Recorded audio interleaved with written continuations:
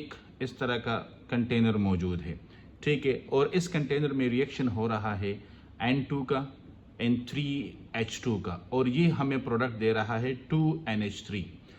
आया हम इस रिएक्शन को ओपन कंटेनर में छोड़ सकते हैं, तो ये ओपन कंटेनर में पॉसिबल नहीं है। अब आप कहेंगे कि सर ओपन कंटेनर में क्यों पॉसिबल नहीं है? ओपन कंटेनर में इसलिए पॉसिबल नहीं है क्योंकि यहाँ से तो फिर ये गैसियस फॉर्म में ये सारी चीज़ें एस्केप हो जाएंगी। क्या हो जाएंगी? एस्केप।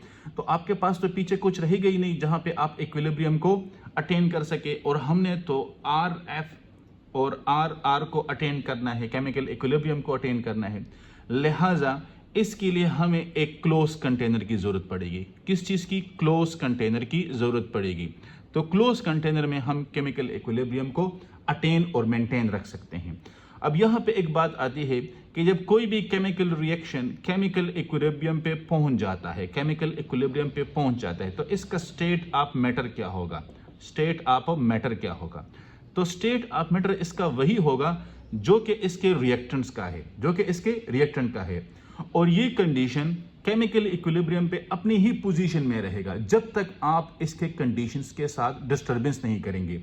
अब वो कौन से कंडीशन है कि अगर जिसको आप डिस्टर्ब करेंगे तो आपका रिजल्टेंट केमिकल इक्विलिब्रियम क्या हो जाएगा? वो भी डिस्टर्ब हो जाएगा, वो भी डिस्टर्ब हो जाएगा। अब वो कौन से कंडीशन है? तो उन कंडीशन में द फर्स्ट वन क्या है हमारे पास कि आपने concentration of reactants and products को नहीं छेड़ना। जो आपने लिया है आपने उसी को मेंटेन करना है।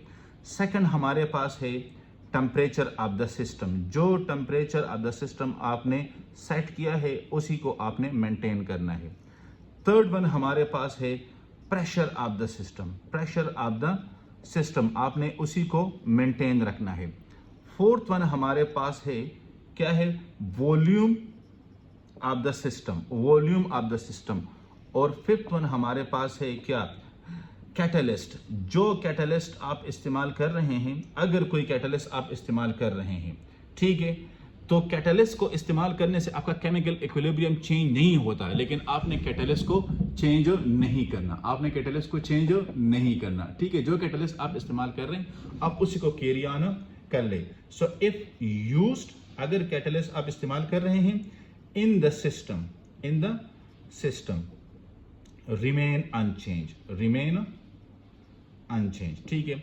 जो भी कैटलिस्ट आप इस्तेमाल कर रहे हैं इसके ऊपर इसका कोई फर्क नहीं पड़ता। तो आपने इन कंडीशंस को फॉलो करना है, आपका केमिकल इक्विलिब्रियम मेंटेन रहेगा।